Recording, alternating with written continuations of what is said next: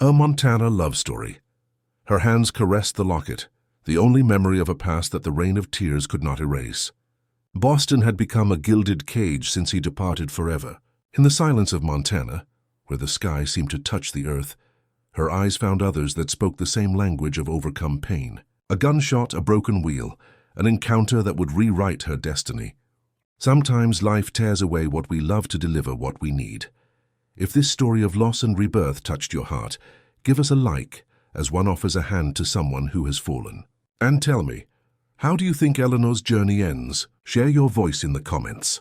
Perhaps your story and hers are not so different. The wagon advanced with difficulty along the dusty trail, swaying like a rustic cradle over the irregularities of the mountainous terrain. Eleanor Hartwell observed the horizon through the small window, where sky and earth seemed to merge in a blurred line that promised infinite possibilities. The spring of 1872 painted the Montana prairies with timid green, territory that would now harbor her dreams and anxieties. Her hands, white and delicate, firmly held the locket that hung from her neck. That small silver circle, the only tangible memory of her mother, kept inside a lock of hair and the faded photograph of a woman with a serene smile. Eleanor caressed it when fear threatened to devour her determination, as now, while heading towards Silver Creek to become the new teacher. "You are braver than you believe," her father used to tell her before he died. Those words resonated in her memory as she contemplated the wild landscape surrounding her, so different from Boston's ordered gardens. Had it been prudent to abandon everything known for this uncertain adventure? Doubts fluttered in her mind like nervous butterflies. A crack interrupted her thoughts. The wagon tilted abruptly to the right and stopped with a groan of old wood. Eleanor descended carefully, adjusting her hat to protect herself from the relentless sun. The right wheel had given way, split in two by a treacherous pothole. "Perfect," she murmured to herself, contemplating the disaster with a mixture of frustration and resignation. Her hands, accustomed to turning pages of books and writing on blackboards, now tried uselessly to repair the damage. Sweat beaded her forehead, and rebellious strands escaped from her neat updo.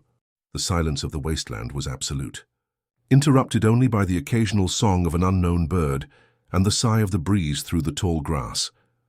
Eleanor lifted her gaze to the road that stretched endlessly in both directions. There was no trace of human life, only the immensity of the untamed territory. For the first time since leaving Boston, she felt a pang of true fear. The loneliness was almost tangible, an invisible cloak that tightened around her shoulders. From the pocket of her skirt, she extracted the small revolver her father had given her. "Montana is not Boston," he had warned. "A woman alone needs to know how to defend herself." The cold metal against her palm provided strange comfort as she contemplated the horizon, where the sun began its descent toward the distant mountains. The sound of horse hooves broke the silence. Eleanor tensed, instinctively gripping the revolver in her hand. The figure of a rider was silhouetted against the setting sun, advancing slowly toward her. With her heart beating frantically in her chest, but determined not to show fear, Eleanor raised the weapon and aimed firmly. "Don't take another step," she warned. Surprised by the steadiness of her own voice, the rider stopped his mount and raised his hands in a peaceful gesture. He dismounted with slow, calculated movements, revealing himself as a tall man of strong build. His face, partially shadowed by the brim of his hat, showed features marked by sun and wind.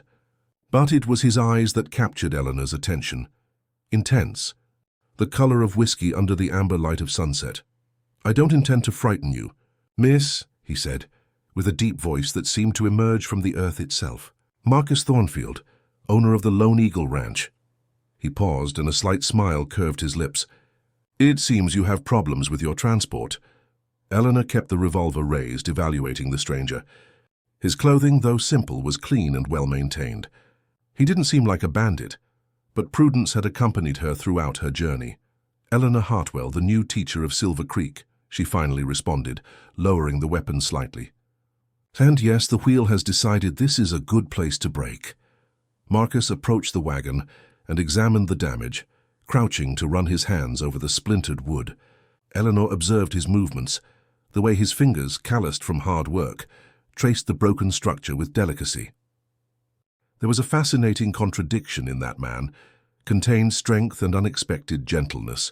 I can repair it provisionally, he offered, lifting his gaze toward her. But it won't withstand the entire journey to Silver Creek. My ranch is less than an hour from here. I suggest you spend the night there, and tomorrow I'll accompany you to town. A tense silence settled between them both. Eleanor knew the proposition was reasonable, but accepting meant trusting a complete stranger. Marcus seemed to read her thoughts. Mrs. O'Brien, my housekeeper, will be delighted to receive you, he added. She's a respectable woman, who has been with me since I established the ranch. You'll be perfectly safe and comfortable. The sun descended rapidly, tinting the sky with reddish tones that would soon give way to darkness. Eleanor weighed her options while putting away the revolver. The night on the prairies could be dangerous for a woman alone, and that man, with his frank gaze and respectful manners, inspired a confidence she couldn't explain.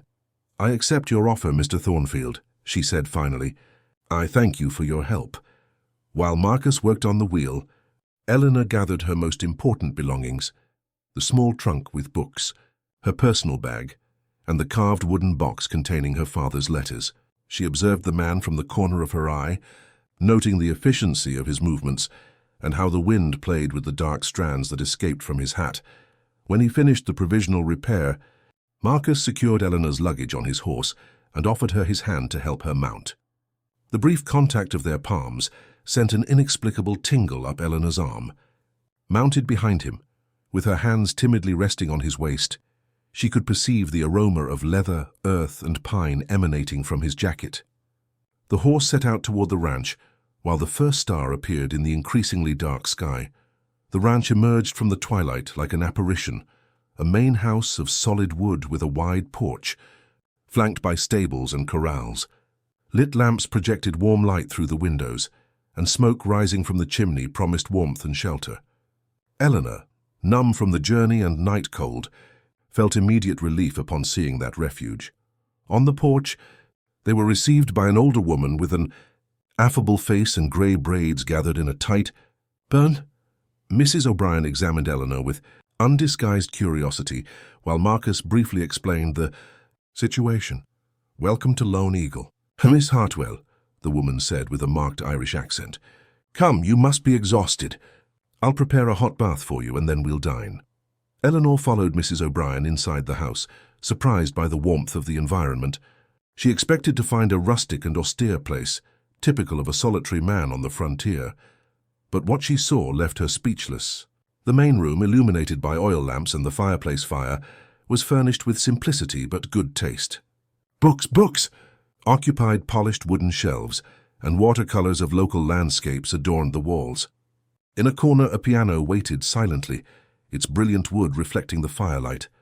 I didn't expect, Eleanor began, but the words faded on her lips. Marcus removed his hat and hung it by the door, revealing black hair that fell to his shoulders. He smiled at Eleanor's evident surprise. That a Montana rancher would have books. He completed with an amused gleam in his eyes. Stereotypes are dangerous, Miss Hartwell. Even on the frontier, the soul needs nourishment. Mrs. O'Brien led Eleanor to a small but cozy room where a hot bath already awaited her. The lavender-scented water dissolved the accumulated tension in her body as she reflected on the enigma that Marcus Thornfield represented. There was something in him, a combination of strength and sensitivity, of exterior roughness and interior refinement, that defied all her expectations about frontier men. Later, already clean and in a fresh dress, Eleanor joined her hosts for dinner. The table was set with simple elegance, white ceramic plates, polished silver cutlery, and crystal glasses that gleamed under the candlelight. Mrs. O'Brien had prepared a venison stew with herbs that filled the room with its appetizing aroma. The conversation flowed with surprising naturalness. Marcus told her about the region, about harsh winters and glorious summers, about the challenges of establishing a ranch in wild territory. Eleanor, in turn, shared her passion for education and her hopes for Silver Creek School. Why leave Boston for a place like this? He asked at one point, studying her with genuine curiosity. Not many women would exchange civilization for the frontier. Eleanor took a sip of wine, considering her response. Her fingers played with the locket at her neck, an unconscious gesture she made when touching topics close to her heart. After my father's death, Boston became a gilded cage, she finally responded, her gaze lost in the fireplace flames. Every street, every salon, every conversation reminded me of what I had lost and what was expected of me. A convenient marriage, a predictable life. She paused and her eyes met Marcus's. Here I can be useful. I can build something meaningful. The silence that followed was charged with mutual understanding. In Marcus's gaze, Eleanor recognized something familiar. The longing for purpose, for freedom, for building a life on one's own terms. For an instant, the dining room, the house, the entire world seemed reduced to the intimate space between their gazes. Mrs. O'Brien broke the moment by serving dessert. A bread pudding with cinnamon and raisins. Marcus leaned back in his chair, and the movement of candlelight projected dancing shadows over his sculpted face. "Silver Creek needs a teacher like you," he said with a low and sincere voice. "Someone who sees possibilities, where others only see limitations." That night, lying in the guest room bed, Eleanor listened to the wind whisper among nearby trees and the occasional neigh of a horse in the stables. Moonlight filtered through the window, drawing silver patterns on the wooden floor. Her mind reviewed every moment of the day, stopping at the image of Marcus bent over the broken wheel, at the grave timbre of his voice when speaking of books, at the intensity of his gaze during dinner. Eleanor surprised herself, smiling in the darkness. For the first time since leaving Boston, the uncertainty of the future didn't provoke anxiety, but a strange and pleasant anticipation. Dawn brought pristine clarity that bathed the prairies in golden tones. Eleanor, accustomed to rising early, contemplated the landscape from the ranch porch, a steaming cup of coffee in her hands. The vastness of the territory before her was both overwhelming and liberating. Marcus appeared beside her, silent as a shadow. He also held a cup, and for a moment both remained thus, drinking in contemplative silence while the sun slowly ascended the horizon. "It's beautiful," Eleanor finally murmured.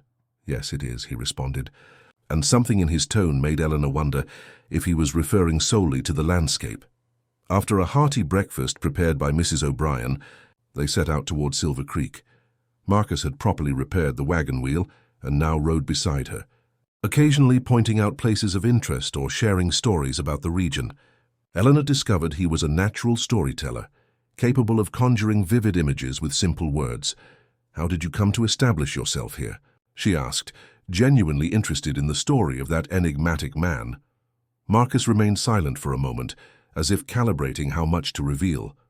His profile silhouetted against the blue sky showed a hardness that contrasted with the gentleness of his eyes when he finally spoke. "I came seeking a new beginning after the war." His voice became distant, as if his thoughts traveled to dark places. "I saw too much death, too much destruction. I needed to build something instead of destroy." Eleanor perceived there was much more to that story, layers of pain and experience that Marcus kept carefully sealed. She didn't press. Time, perhaps, would allow her to know those secrets. Silver Creek appeared before them shortly after midday, a handful of wood and stone buildings organized along a main street, with scattered houses on the outskirts. Despite its modest size, the small town bustled with activity. Men and women busied themselves with their daily tasks. Children ran among the buildings, and horses tied in front of the saloon snorted quietly. The school building stood at the end of the street, a simple, white-painted wooden structure with a small bell tower and a front yard where wildflowers grew.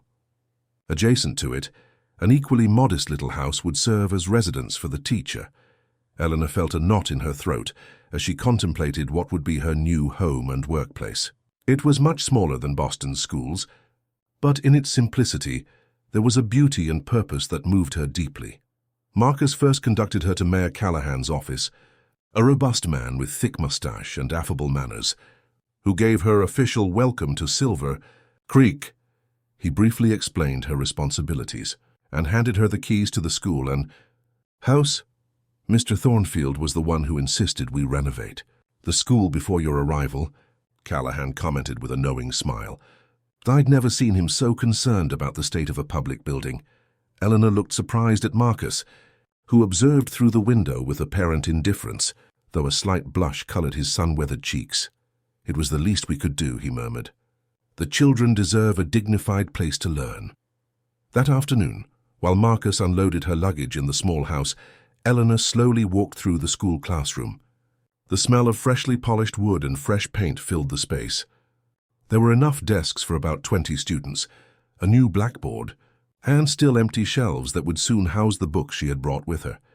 She ran her fingers over the smooth surface of her desk, imagining the classes she would teach, the curious faces of her students, the possibilities opening before her. A future to build, stone by stone, word by word. Marcus appeared in the doorway, observing her in silence. The afternoon light entering through the western windows bathed the classroom in golden glow that seemed to symbolize hope.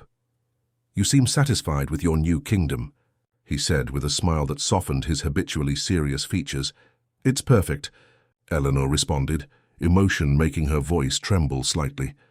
They looked at each other across the empty classroom, and something intangible flowed between them, a silent current of mutual recognition.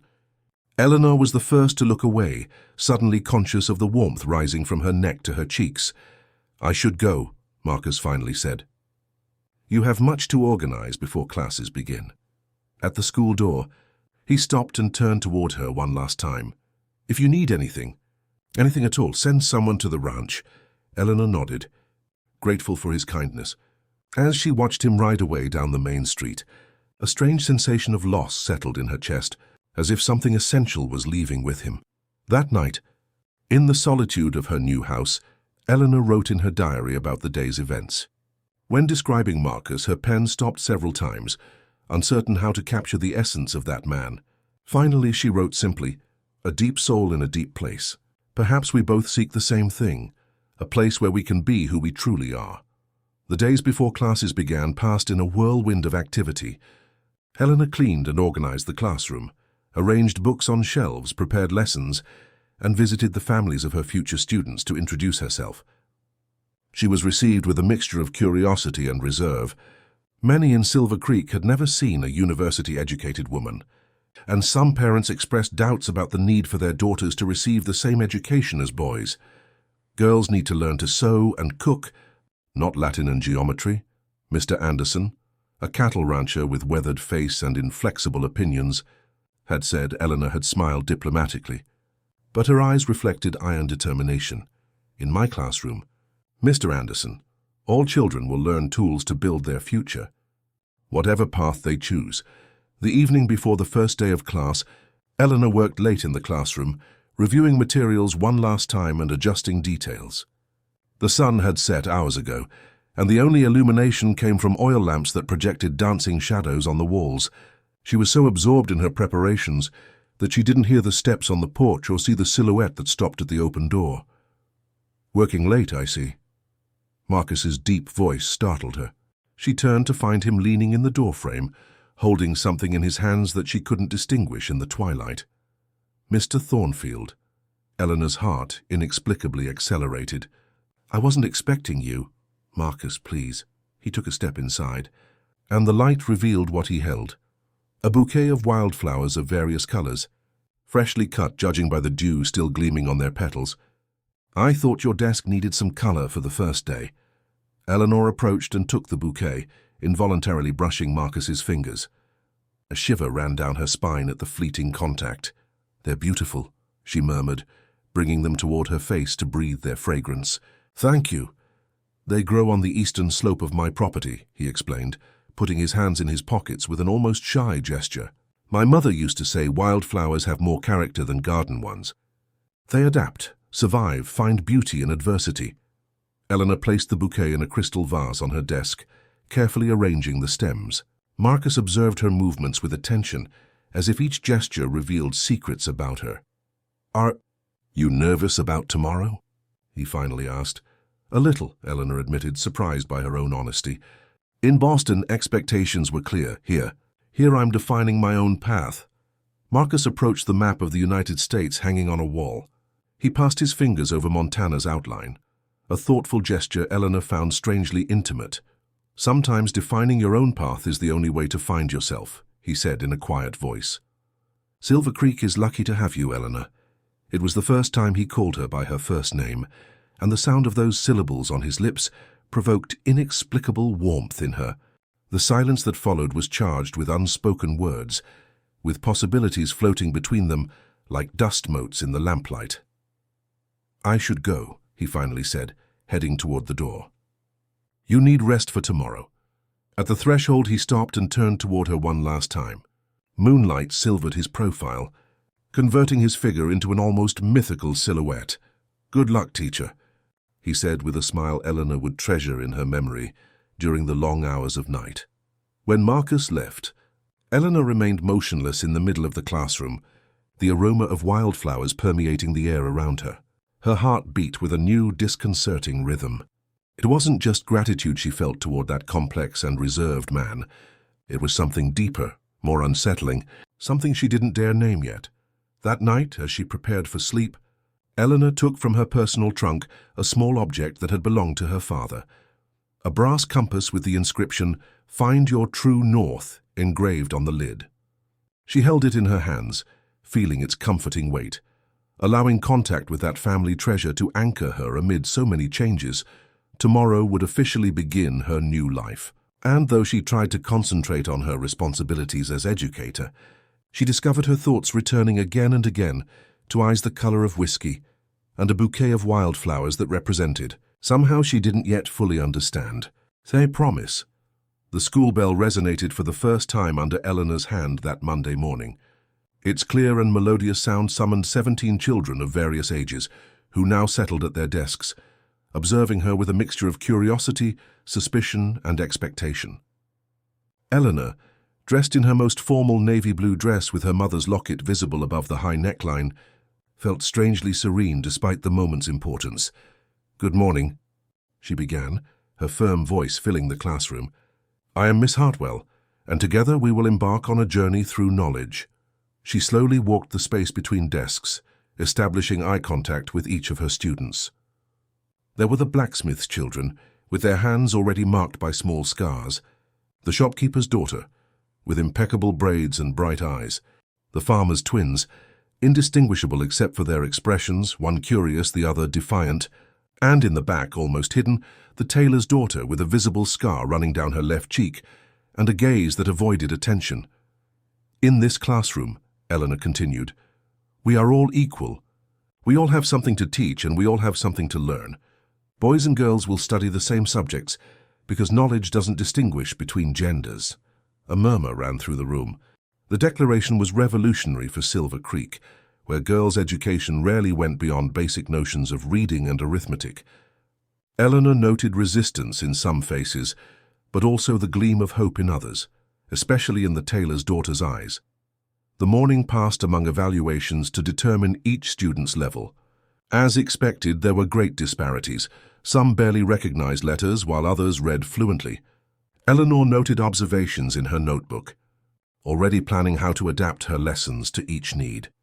During recess, while the children played in the yard, Eleanor observed through the window and noticed a familiar figure at the end of the street. Marcus Thornfield, mounted on his black horse, observed the school from a distance. He made no gesture to approach, but even at that distance, Eleanor could feel the intensity of his gaze. When their eyes met across the space separating them, he inclined his head slightly in silent greeting before riding away at a gallop.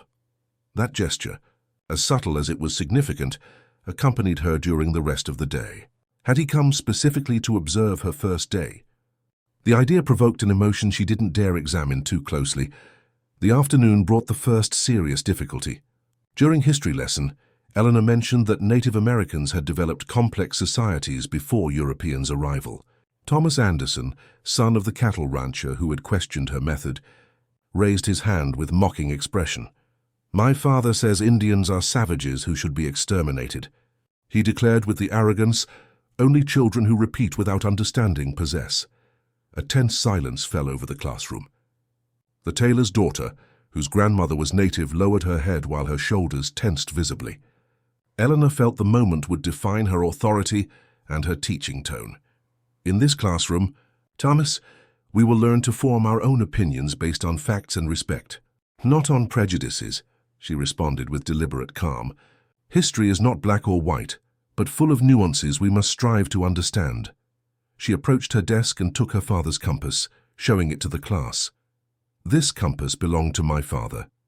He used it to find his way in unknown territories." She passed the object from hand to hand among students. Education is our moral compass. It helps us navigate a complex world, to distinguish truth from lies, respect from contempt. When the compass reached the tailor's daughter's hands, the girl held it reverently, her fingers tracing the inscription carefully. Eleanor knelt beside her desk. "What is your name?" she asked softly. "Lucy," the girl responded, so low it was barely audible. "Lucy, would you like to tell us something about your grandmother's traditions?" The girl's eyes opened with surprise, as if no one had ever asked her to share that part of her identity. Slowly, with voice trembling at first but more confident afterward, Lucy spoke of stories her grandmother told her about stars, of how her people used plants to cure diseases, of songs transmitted through generations. When class ended that day, Eleanor felt a fatigue beyond the physical, but also deep satisfaction. She had planted seeds that, with patience and care, could grow to become open minds and compassionate hearts. That afternoon, while organizing papers on her desk, she heard timid steps at the door. Lucy was there, holding something in her hands. "Miss Hartwell," the girl said, approaching cautiously. "My grandmother wanted you to have this." She extended her hands, revealing a small leather pouch decorated with beads, a traditional amulet. "It protects those who teach with truth in their hearts," Lucy explained. "She says you have a brave spirit." Eleanor took the gift with trembling hands, moved by the gesture. "Thank you, Lucy. I'll keep it as a treasure." When the girl left, Eleanor held the amulet beside her father's compass and mother's locket. 3 objects charged with history and meaning, connecting her past with this unexpected present and the future she barely began to glimpse. As weeks passed, Silver Creek School experienced a subtle but profound transformation. The walls once bare now displayed maps, botanical illustrations, and student work. The children, initially cautious, had begun to flourish under Eleanor's patient guidance. Even Thomas Anderson showed growing interest in lessons, though his attitude remained occasionally defiant. Eleanor established a routine that provided comfort amid daily challenges. She rose early to prepare her lessons, dedicated mornings and early afternoons to teaching, and reserved evenings for grading work and reading by her small house window, where the golden sunset light bathed the pages of her books. It was during one of those evenings when she heard the now familiar sound of approaching hooves. Her heart gave a leap of anticipation. Marcus's visits had become frequent, though always justified with transparent pretexts, delivering school materials the town had ordered, consulting about the progress of his workers' children, offering help to repair some defect in the school. Eleanor left her book and headed to the porch. Marcus was already dismounting with a package under his arm, and that contained smile he seemed to reserve only for her. "Good evening, Eleanor," he greeted, removing his hat. "I was passing by and thought to bring you this." Passing by was an increasingly transparent excuse, considering the ranch lay in the opposite direction from town. Eleanor smiled, following the game they had tacitly established. "How considerate, Marcus. Would you like some tea?" It was a ritual they had developed, tea on the porch while the sun descended, conversations that began with safe topics, students' progress, weather, territorial news, and gradually ventured into more personal terrain. Eleanor had learned fragments of Marcus's story, his Virginia childhood, the horrors he witnessed during war, his determination to build something beautiful after so much destruction.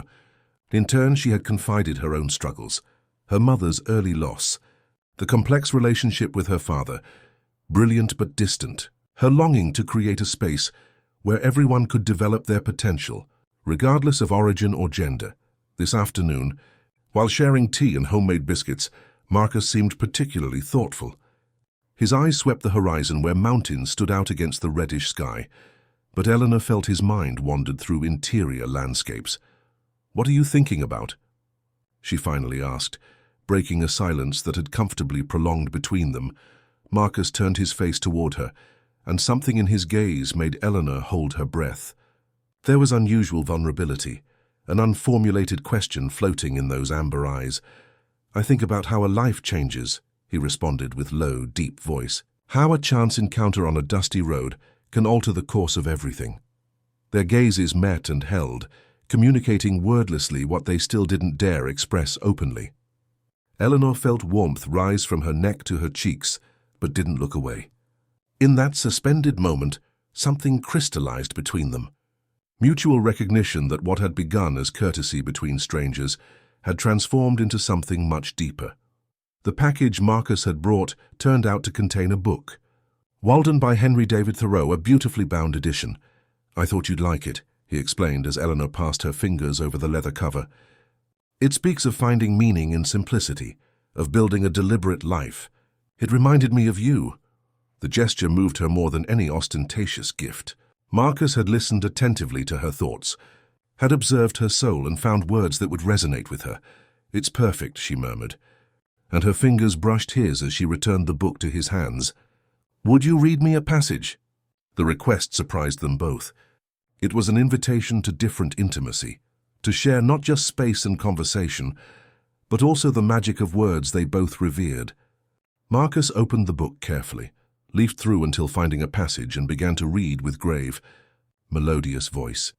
"I went to the woods to live deliberately, to front only the essential facts of life, and see if I could not learn what it had to teach, and not, when I came to die, discover that I had not lived." The words floated between them like a promise, like a silent pact. When Marcus closed the book, their hands remained close, almost touching on the porch table. Eleanor felt her pulse accelerate in her temples, conscious they were on the edge of something transcendental. The church bell sounded in the distance, breaking the spell. Marcus stood, suddenly conscious of the hour and social conventions. "I should go," he said, though his tone suggested it was the last thing he wanted to do. "Tomorrow I must leave early for Helena on ranch business. I'll be away a week." Eleanor nodded, hiding the disappointment the news provoked. She had grown accustomed to these visits, to Marcus's quiet, solid presence in her evenings. "Safe travels, then," she responded, also standing. "And thank you for the book. I'll treasure it." At the moment of farewell, Marcus took her hand and, in a gesture transcending all conventions, brought it to his lips. The contact was brief but electrifying, sending waves of warmth through Eleanor's entire arm. "I'll return soon," he promised, his eyes conveying much more than his words. As she watched him ride away, Eleanor pressed the book against her chest, as if she could absorb through its pages the essence of the man who had given it to her. 1 week. 7 days without his visit, without his voice, without those shared moments that had become the anchor of her days. That night, before sleeping, Eleanor opened the book and discovered a folded note between its pages, written in Marcus's firm, elegant handwriting. "The woods are my home, but in your presence I have found a different refuge, one I didn't know I sought until I met you. I will await with impatience the moment to return to it." The words, simple but charged with meaning, provoked such intense emotion in Eleanor that she had to sit on the edge of the bed, her heart beating like a caged bird. It wasn't just affection she felt for Marcus Thornfield. It was deeper, more potent, more terrifying in its immensity. It was love. Marcus's week of absence stretched like an endless winter for Eleanor. Though her days were filled with activity, lessons to prepare, work to grade, meetings with increasingly interested parents in their children's progress, the evenings felt empty without the rancher's visits. She read and reread his note, tracing each word with her fingers, as if she could conjure his presence through them. Finally, on a Saturday evening, the familiar sound of hooves announced his return. Eleanor, who was grading essays on the porch, looked up to find him dismounting in front of her house. He looked tired from the journey, with several days' beard shadowing his jaw, but his eyes lit up upon seeing her. "Welcome back," she said, smiling without being able to hide her joy. "The trip was longer than expected," Marcus responded, approaching. "But I thought of you every day." The frankness of his declaration, devoid of usual circumlocutions, made Eleanor's heart skip. Something had changed during this separation. A decision seemed to have crystallized in Marcus. "I wondered if you would accept accompanying me tomorrow," he continued. "There's a special place on my lands I'd like to show you." The Sunday ride was a respectable institution, an accepted social way for a man and woman to spend time together away from indiscreet gazes. The proposal was both an invitation and a declaration of intentions. "I would love to," Eleanor responded, conscious of the weight of her acceptance. The following morning dawned perfect, as if nature itself conspired to bless their encounter. Marcus arrived early, driving a small carriage pulled by 2 horses instead of coming mounted as usual. He had thought of Eleanor's comfort, a detail she deeply appreciated. The road to the ranch was already familiar to them, but this time they continued beyond, entering territory Eleanor didn't know. Marcus drove skillfully through increasingly narrow paths, occasionally pointing out some place of interest, an eagle's nest atop a dead tree, a rock formation shaped like a human face, the valley where his horses grazed freely. Eleanor observed everything with genuine interest, but more still studied Marcus's profile from the corner of her eye. The morning light defined every plane of his face, momentarily softening the hardness the elements had carved in him. There was a peace in his features she hadn't seen before, as if this territory was an extension of himself, the only place where he could be completely authentic. Finally, the path opened onto a clearing surrounded by silver birches. At its center, a small lake with crystal waters reflected the sky like a perfect mirror. The place's beauty was overwhelming in its pristine simplicity. "The Lake of Whispers," Marcus announced, stopping the carriage. "The natives called it that, because they say here one can hear the earth's murmur if one pays enough attention." He helped Eleanor descend and spread a blanket under the dappled shade of a centenarian birch. From a basket, he extracted a simple but delicious lunch: freshly baked bread, cheese, apples, and a bottle of cider. "It's beautiful," Eleanor murmured, contemplating the landscape. "So serene." "It's my refuge," Marcus confessed.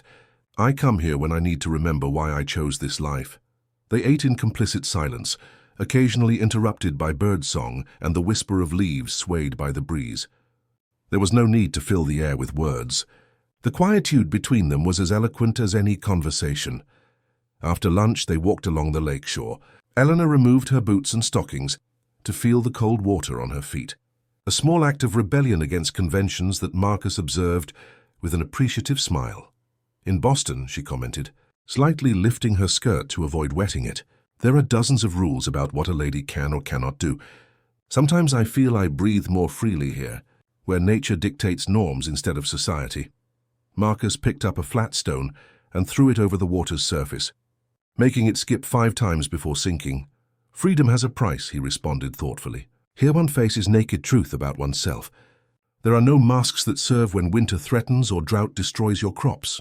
Eleanor looked at him, understanding he spoke of something deeper than weather's inclemencies. "What truths have you discovered about yourself, Marcus?" He stopped, contemplating the horizon where mountains rose majestic and indifferent to human concerns. "That I'm capable of both destruction and creation. That solitude can be a refuge or a prison, depending on who inhabits it with you." His eyes turned toward her, intense and vulnerable at once. "That sometimes, when you least expect it, someone appears who redefines everything you thought you knew about yourself." Eleanor's heart beat so loud she feared he might hear it. Marcus took a step toward her, eliminating the physical distance between them. With deliberate movements, as if giving her time to retreat if she wished, he took her hand and intertwined his fingers with hers. "Since that first day on the road, when I saw you pointing a revolver at me with more courage than many men I've known, I knew there was something extraordinary in you." Eleanor Hartwell. His other hand rose to caress her cheek with reverence, a touch as soft as a feather's brush. The entire world seemed to condense to that point of contact, to the electricity flowing between their skins. "Marcus," Eleanor began, but words vanished when he inclined his face toward hers. The first kiss was barely a brush, shy and tentative, a question more than an affirmation. When Eleanor responded, leaning toward him instead of retreating, Marcus deepened the contact. His lips, warm and determined, transmitted everything words couldn't express: desire, tenderness, promise. Eleanor had been kissed before, courteously, briefly, by suitors in Boston who sought her dowry more than her heart.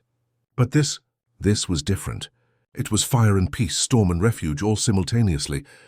Her hands rose instinctively to cling to Marcus's shoulders, while the kiss prolonged, transforming into a silent conversation between their souls. When they finally separated, both breathed agitatedly.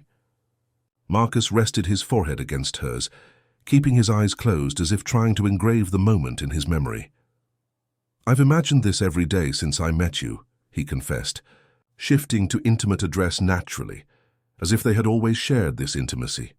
Eleanor smiled, feeling such pure happiness it almost hurt. "I have too," she admitted in a whisper. They sat together at the lake's edge, Eleanor resting against Marcus's chest, their intertwined hands reposing on the grass. They conversed in low voices about dreams and fears, about past that still hurt, and futures they began to glimpse together.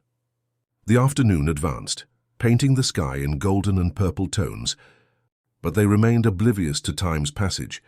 Wrapped in the bubble they had created, "There's something I want to ask you," Marcus finally said, his voice vibrating against Eleanor's back. "I want to court you formally, with the town's blessing and in everyone's sight. Without subterfuge, without excuses." Eleanor turned to look at him, moved by the solemnity of his request. "Yes," she responded simply. "Yes, Marcus Thornfield."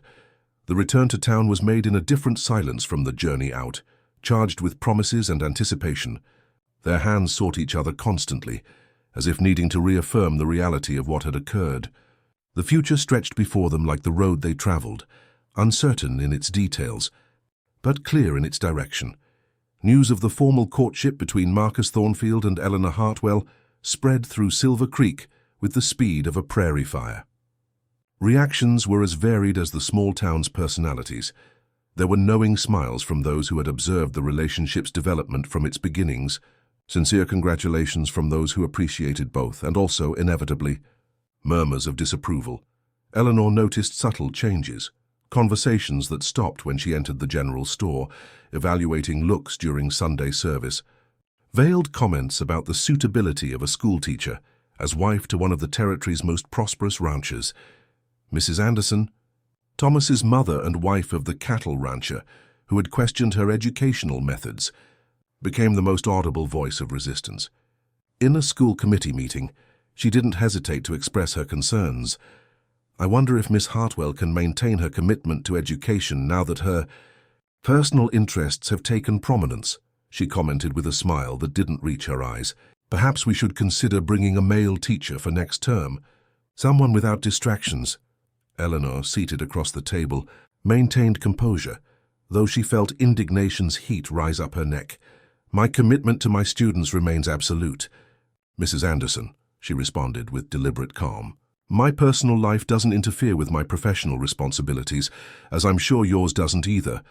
Mayor Callahan, always diplomatic, quickly changed subjects, but the damage was done. Eleanor understood she would have to work twice as hard to prove her worth, not only as educator, but also as a woman capable of balancing different facets of her life. Marcus also faced his own battles. In the saloon where ranchers gathered to discuss territorial matters, some questioned his choice. "A city woman, Thornfield," warned Johnson, owner of neighboring lands. "She's not made for this life. She'll drag you back to civilization before you know it." Marcus maintained the exterior calm that characterized him, though those who knew him well could detect tension in his jaw's firm line. "Eleanor has more strength and determination than many men I know," he responded with controlled voice. "And my personal decisions are exactly that, personal." The most unexpected resistance came from Mrs. O'Brien. One afternoon, while Marcus reviewed documents in his office, the woman entered with a coffee tray and spoke with the frankness only years of loyalty permitted. "Miss Eleanor is a good person. Mr. Marcus," she began, pouring the steaming cup, "but this ranch, this land, requires a certain type of woman, one who understands sacrifice, who doesn't long for comforts we cannot offer." Marcus left his papers and looked at the woman who had been like a mother to him since his arrival in Montana. "Do you think I haven't thought about it?" he asked softly. "I wake up every day wondering if I'm being selfish, wanting her by my side, if I'm asking her to renounce too much." Mrs. O'Brien observed the unusual vulnerability in the face of the man she had seen confront snowstorms, devastating droughts and bandit threats without blinking. "And what answer do you find?" she asked, softening her tone. "That I will never ask her to be less than what she is," Marcus responded, his voice firm again. "We'll build something together, something that respects who we both are." The woman nodded slowly, new understanding reflecting in her dark eyes. "Then I'll have to teach her to make my cornbread," she finally said, drawing a genuine smile from Marcus. "No lady of this house can be ignorant of that recipe." For Eleanor, the most significant support came from an unexpected place. Lucy, the girl of native ancestry, waited for her after class one afternoon, holding a small object wrapped in a cotton handkerchief. "My grandmother sends you this," she said, extending the package toward Eleanor. "She says voices opposing true love are like wind against mountains. They make noise but cannot move them." Inside the handkerchief was a small sculpture carved in clear stone.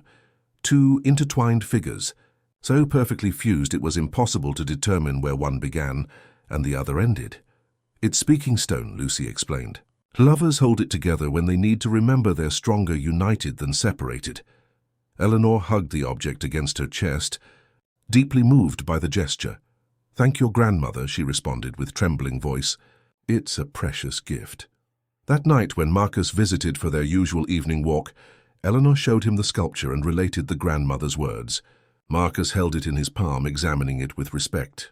"She's wise," he commented. "Prejudices are noisy but ephemeral. What we build together can endure." They took the small sculpture in their joined hands, a silent pact against the resistances they faced. The path wouldn't be easy, but both had confronted greater challenges. The connection they had forged, born of mutual respect and deep understanding, was stronger than any murmur of disapproval. "I'll ride to Helena next week," Marcus announced, changing subjects. "There's land by the river I want to acquire." Eleanor's eyes reflected curiosity. "Will you expand the ranch?" Marcus smiled, a mischievous gleam illuminating his habitually serious eyes. "It's a surprise. I can only tell you it has to do with our future." That word "our" resonated in Eleanor's heart like a promise.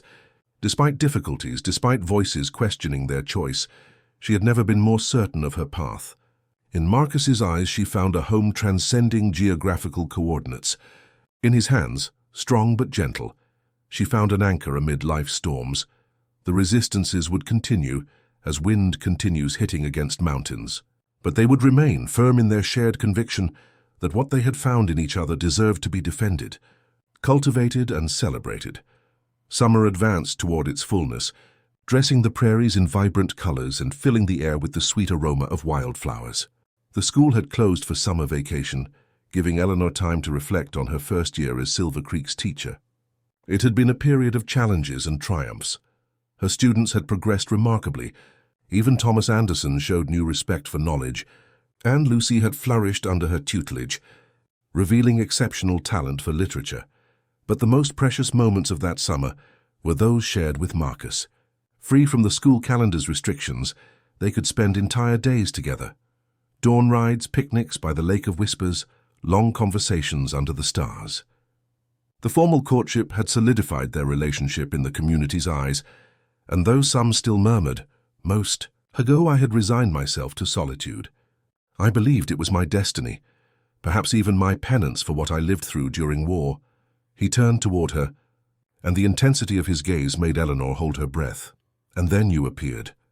With your revolver and determination, shaking everything I thought I knew about myself and my future." Eleanor smiled, remembering that first encounter that now seemed predestined. "Life rarely follows the path we plan," she responded. "Sometimes a broken wheel on a dusty road can be the beginning of something beautiful." Marcus took her hands in his, rougher and more calloused but infinitely gentle. "I'm sometimes afraid," he confessed with vulnerability he rarely showed. "Afraid of not being the man you deserve, that this life will be too hard for you, that someday you'll long for the civilization you left behind." Eleanor squeezed his hands, surprised and moved by this confession. "I have fears too," she admitted. "I fear not measuring up to what you expect of a wife, of a partner on this ranch. But I believe true love doesn't consist in fear's absence, but in the decision to advance together despite it." Marcus drew her toward him, enveloping her in an embrace that transmitted both protection and need. "We'll build something beautiful together, Eleanor Hartwell," he murmured against her hair. "Something that will last longer than us." That night, as they returned to Silver Creek under a sky studded with stars, brighter than Eleanor had ever seen in Boston, she felt deep certainty take root in her heart. This wild territory, this complex man, this life she had chosen against all odds, it was exactly where she belonged.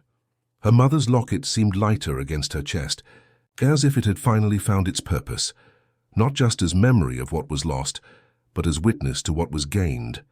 To new roots growing firm and deep in this land, she now recognized as her own. The day dawned perfect, as if nature itself celebrated the union. April had brought an explosion of life. Wildflowers dotted the prairies with vibrant colors, and trees dressed in tender green of new leaves. The air, fresh and clean after brief nocturnal rain, carried aromas of wet earth and promises of fertility. Eleanor contemplated her reflection in the hotel room mirror they had given her. The dress sent from Denver was simpler than the elaborate models she would have worn in Boston, but infinitely more appropriate for her now, ivory silk with delicate wildflower embroidery on bodice and sleeves ending just below the elbow. Her hair, gathered in a low bun, was adorned with small white flowers Lucy and her grandmother had gathered at dawn. Her mother's locket rested on her chest, the only ornament besides the engagement ring. Eleanor touched it reverently, imagining her mother watching from somewhere, blessing this day, this decision, this future opening before her. A soft knock on the door announced Mrs. O'Brien's arrival, whose habitually stoic expression softened upon seeing Eleanor. "You're beautiful," the older woman said, approaching to adjust a rebellious strand. "Mr. Marcus won't be able to believe his luck." Eleanor smiled, a blush tinting her cheeks. "I'm the fortunate one," she responded. "Finding a home, a family, a purpose, it's more than I ever dreamed." Mrs. O'Brien took her hands in hers, her gaze suddenly serious. "Marriage isn't always easy, my child. There will be difficult days, arguments, moments when you'll wonder if you made the right decision." She paused, slightly squeezing Eleanor's hands. "In those moments, remember this day. Remember why you chose Marcus, why he chose you. True love isn't a constant feeling, but a daily decision." Eleanor nodded, grateful for that woman's unadorned wisdom who had become a maternal figure for her. "I'll remember," she promised. The small wooden church was filled to capacity. All of Silver Creek had come, along with ranch workers and friends from surrounding areas. Eleanor walked alone down the aisle as she had decided. She didn't need to be given away. She was giving herself by her own choice to the shared life awaiting her. Marcus awaited her by the altar. So handsome in his black suit, Eleanor felt a knot in her throat. His eyes, fixed on her, transmitted a mixture of wonder, gratitude, and devotion that made her feel simultaneously powerful and vulnerable. When their hands met, the contact sent electric current up her arm, physical confirmation of the invisible connection they had forged throughout these months. The ceremony was brief, but moving. Eleanor and Marcus had written their own vows, words flowing from the heart that provoked tears in more than one attendee. "I choose you." "Eleanor," Marcus said, his firm voice despite emotion shining in his eyes. "Not to complete me, but to walk beside me while we both complete ourselves. I promise you respect, honesty, fidelity, and support. I promise to always listen to you, to value your dreams as much as mine, and to build with you a home where we both can grow." He paused, taking breath. "You have brought light to my life when I only knew shadows. I give you my heart, my name, and my future, freely and with joy." Eleanor, with unshed tears shining in her eyes, responded, "I choose you, Marcus, with full knowledge of who you are and with faith in who we will be together. I promise to support you without suffocating you, to love you without possessing you, to grow with you without losing ourselves in each other. I promise to be your companion in joy and adversity, your confidant in doubt, your strength in weakness." Her voice broke slightly. "You have taught me that home is not a place, but a feeling. I give you my heart, my trust, and my hand, now and always." The exchange of rings sealed their union. Marcus had commissioned a simple but elegant band that complemented the engagement ring, while Eleanor had surprised Marcus with a ring, incorporating a small fragment of stone from the Lake of Whispers, set in silver, a tangible reminder of the place where their love was first declared. When the Reverend declared them husband and wife, Marcus took Eleanor's face in his hands with infinite tenderness and kissed her as if she were simultaneously something precious and essential to his existence. The entire world seemed to fade around them, reduced to the point of contact between their lips, to the promise sealed with that gesture. The subsequent celebration at the hotel was lively and cordial. Even initial skeptics seemed to have surrendered to evidence of genuine love uniting the couple. Eleanor danced with Marcus, with Mayor Callahan, with several of her students who attended, marveling at their teacher's transformation into a radiant bride. Lucy gave her a small bouquet of braided herbs that, she explained, symbolized fertility and protection in her grandmother's tradition. At sunset, while the celebration continued, Marcus took Eleanor's hand and discreetly led her toward the back exit, where their carriage waited. "I have a surprise for you," he murmured, helping her up. The journey to their new house passed in complicit silence, occasionally interrupted by comments about the ceremony or hand squeezes communicating more than words. When they finally crossed the last hill and the valley opened before them, Eleanor held her breath. The house they had been building for months rose majestic against the sunset sky. But what left her speechless was the transformation. Windows illuminated with warm lamps, smoke ascending from the chimney, flowers planted along the entrance path. Everything indicated a home ready to be inhabited, not a construction in progress. "Marcus," she murmured, unable to articulate more. "I've worked the last week so it would be ready," he explained with evident pride. "I wanted us to have our home from the first day."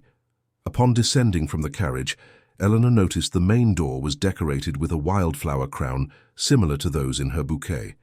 Marcus lifted her in his arms with ease, crossing the threshold while she laughed, intoxicated with happiness. The interior exceeded all her expectations. Carefully selected furniture, details reflecting both Eleanor's refined taste and the functionality Marcus valued, and books, dozens of them, already arranged on library shelves. In the master bedroom, a handmade quilt by Mrs. O'Brien covered the wide bed, and vases with fresh flowers perfumed the atmosphere. But the detail that brought tears to Eleanor's eyes was the desk by the window overlooking the valley. On it, carefully arranged, were her teaching materials and a brass plaque with an inscription, "For Eleanor Thornfield, whose light illuminates beyond these walls. It's perfect," she whispered, turning toward her now husband. "Everything is perfect." Marcus drew her toward him, kissing her with intensity, promising much more for the night just beginning. "Welcome home, Mrs. Thornfield," he murmured against her lips. Later, while the moon ascended the starry sky, Eleanor rested in Marcus's arms, her head on his chest where she could hear his heart's constant beat. The shared intimacy had been a revelation. Tenderness and passion intertwined, mutual discovery, vulnerability transformed into strength. "Are you happy?" Marcus asked, his fingers tracing patterns on Eleanor's bare back. She lifted her gaze toward him, toward this man who had rewritten her definition of home, family, footy. "Yeah, more than I thought possible," she responded with absolute sincerity. Through the open window, the aroma of wet earth and night flowers mixed with their intertwined bodies' scent. In the distance, an owl hooted, and wind whispered among branches of the young oak they had planted together. Eleanor closed her eyes, absorbing the moment's perfection.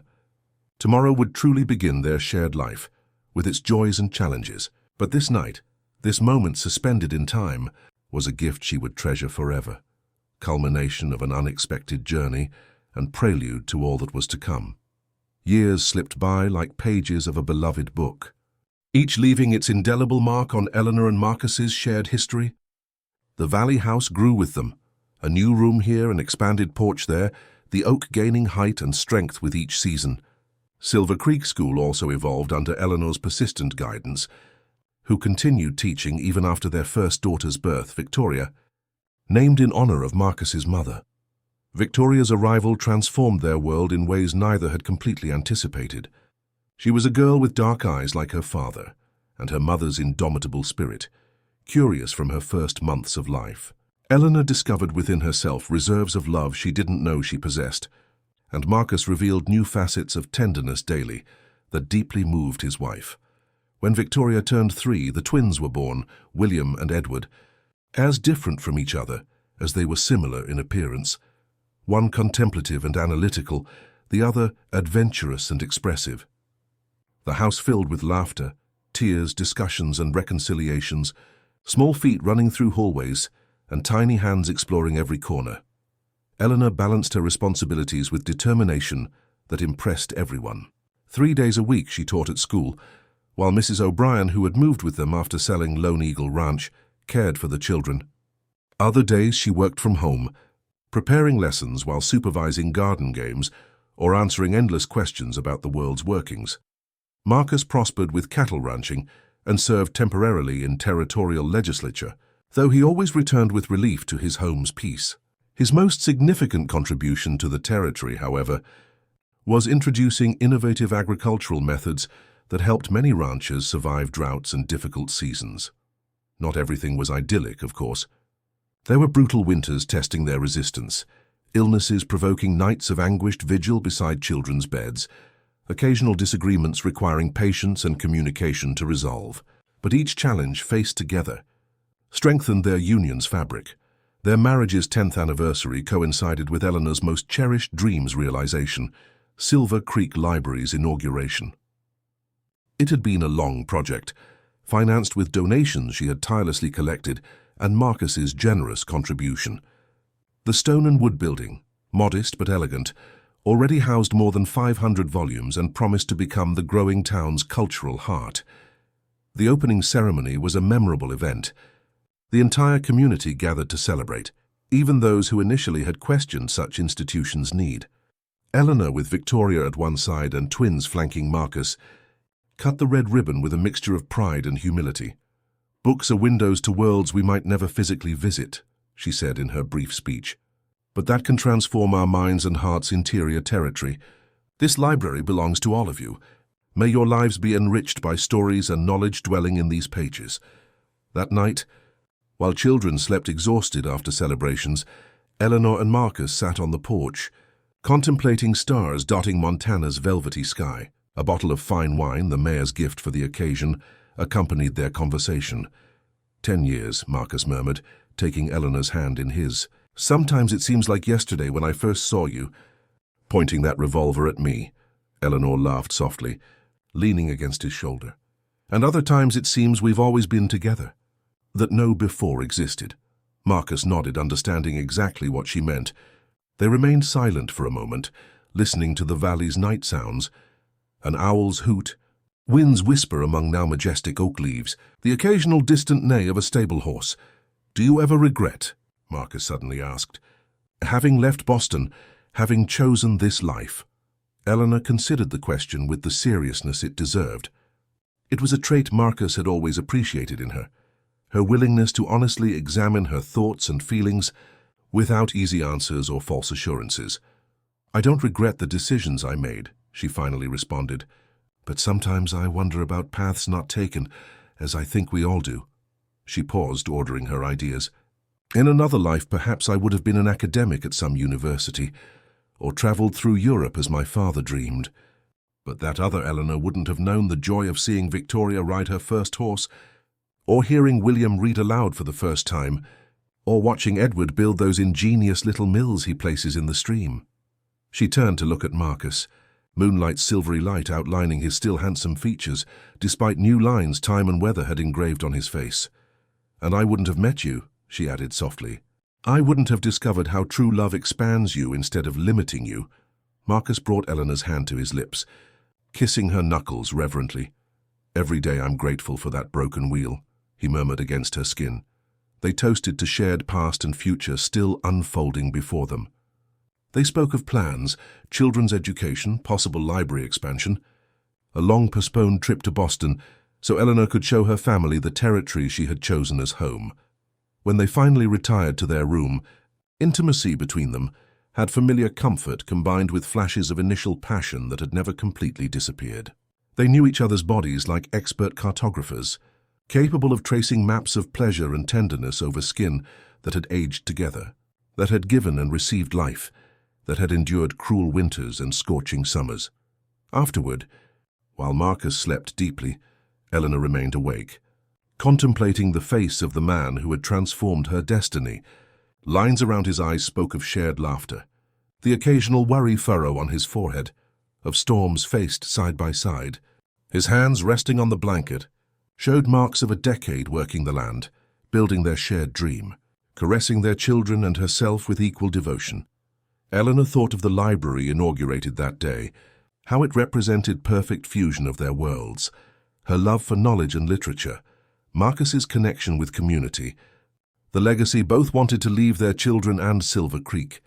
It wasn't the life she had imagined, but it was immensely richer, more authentic, more fulfilling than she ever could have dreamed. With that comforting thought, she snuggled against the familiar warmth of Marcus's body and let herself be carried by sleep, rocking in the certainty of being exactly where she should be. 15 years after that first encounter on the dusty road, Eleanor Thornfield contemplated the horizon from her valley house porch. Sunset painted the sky with golden and purple tonalities, a spectacle that never ceased to move her, despite having witnessed it countless times. Behind her, the house overflowed with family life sounds. Victoria, now a 12-year-old girl, practiced piano. 9-year-old twins argued amicably about some discovery made in the stream. Marcus conversed with the foreman about preparations for the territorial fair to be celebrated the following day. Time had left its mark on all of them. Eleanor's hair already showed some silver strands among the brown, and small lines had formed around her eyes, testimony of shared smiles and concerns. Marcus walked with slight limp, result of a fall during a particularly severe winter. But his bearing remained imposing, his gaze as intense as the day they met.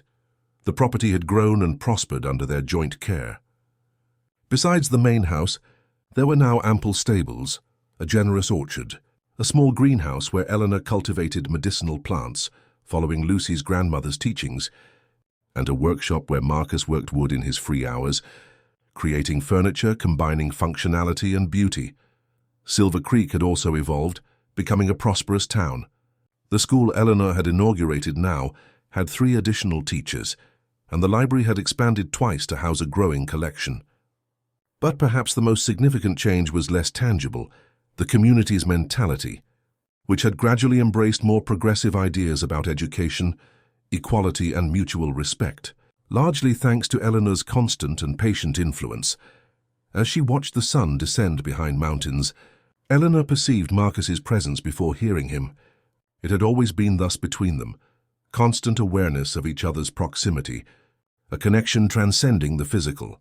"Thoughtful this afternoon," he commented. Leaning on the railing beside her, Eleanor smiled, feeling the familiar warmth his closeness always provoked. "Even after so many years, remembering," she responded simply. "Ma." Ficus nodded, understanding without need for more words. He took her hand, intertwining his fingers with hers in a gesture that had become their particular form of communication, a tactile language developed throughout shared years. "Tomorrow will be a great day," he finally said. "The first territorial fair in Silver Creek. Who would have imagined it when you arrived?" Eleanor laughed softly, squeezing his hand. "I certainly didn't imagine it when my wheel broke on that road. I was more worried about surviving my first encounter with the fearsome Marcus Thornfield." He responded with a smile that softened his face's lines, momentarily transforming him into the younger man he had been. "And I didn't imagine that city teacher with a revolver in her hand would change my life's course forever." Comfortable silence settled between them while the sun completed its descent, yielding sky to first stars. Evening breeze brought the aroma of freshly cut grass and wildflowers, mixed with chimney smoke where Mrs. O'Brien, now a venerable but still active elderly woman, prepared dinner. "I received a letter from Boston today," Eleanor commented after a moment. "My cousin Elizabeth will visit us next month. She wants to know the territory I've written so much about." "Shall we take her to the Lake of Whispers?" Marcus asked, referring to the place that had become a personal sanctuary for both throughout the years. "Perhaps." Eleanor smiled mysteriously. "Though some places are too sacred to share, even with family." Marcus nodded, understanding perfectly. They had returned to the lake countless times throughout the years, to celebrate anniversaries, to find peace in difficult moments, to silently renew vows they had pronounced publicly. It was their particular refuge, the place where their love story had truly begun. The door opened behind them, and Victoria poked her head out, her face a perfect mixture of both their features. "Mom, Dad, dinner's ready," she announced. "And the twins are arguing again about who will ride Storm tomorrow during the fair." Marcus sighed with feigned exasperation. "Tell them if they don't reach agreement, neither will ride him. And that your mother and I will be there in a moment." When Victoria returned inside, Eleanor and Marcus remained an instant more on the porch, absorbing evening's peace, beauty of the home they had built together, certainty of being exactly where they should be. "Do you know what I was thinking today, while preparing my speech for the fair's opening?" Eleanor asked, turning to look directly at her husband. "I was thinking about my father's compass, about its inscription, Find your true north. For years I thought I sought something external, a grandiose purpose, a specific place in the world. She paused, her eyes bright in growing darkness. But now I understand true north isn't a destination, but a direction. It's the path we choose to travel, people with whom we decide to share it, values guiding us at each crossroads. Marcus brought Eleanor's hand to his lips, kissing it reverently. You've always been my north, Eleanor. Since that first day, you've guided me toward a better version of myself. And you've been my anchor, she responded. My fixed point in a changing world, the certainty I can always return to. They kissed under the starry sky, a kiss containing 15 years of shared history, joys and sorrows, triumphs and defeats, the daily miracle of choosing each other every dawn. It wasn't the passionate kiss of two young people discovering love for the first time, but something deeper, richer, woven with threads of countless moments lived together. That night, before joining her family for dinner, Eleanor extracted from her drawer the small stone sculpture Lucy's grandmother had given them so many years ago, two intertwined figures, impossible to separate. She placed it in the dining room table's center, where it shone softly in candlelight, a silent but eloquent reminder of the journey they had undertaken together. Marcus's voice calling her from the dining room pulled her from reverie. Eleanor put away her father's compass and mother's locket in her dress pocket, feeling their comforting weight against her body. These objects, silent witnesses to her transformation, had traveled with her from Boston to this remote Montana valley, accompanying her in every step of the way. Upon closing the drawer and heading toward the dining room, where her family awaited, Eleanor felt deep gratitude for all unexpected turns, apparent coincidences, brave decisions that had led her to this moment. The gunshot that had resonated that distant day on the dusty road, the broken wheel that had left her stranded, the encounter with a complex and reserved man who would become her life companion. Everything formed part of an intricate and beautiful tapestry that only now, looking back, could she appreciate in its totality. And while joining her family at the table, while conversations and laughter flowed around her, while Marcus directed that gaze at her that even after so many years made her heart beat faster, Eleanor Hartwell Thornfield knew with absolute certainty she had found her place in the world, not in a specific geographical point, but in the hearts of those she loved and in the legacy they built together day after day. The road from Boston to Montana had been long and sometimes difficult, but every step had been worthwhile. Because in the end, Eleanor understood while contemplating loved faces gathered around the table, it didn't matter so much the destination as the journey itself and with whom you decided to travel it.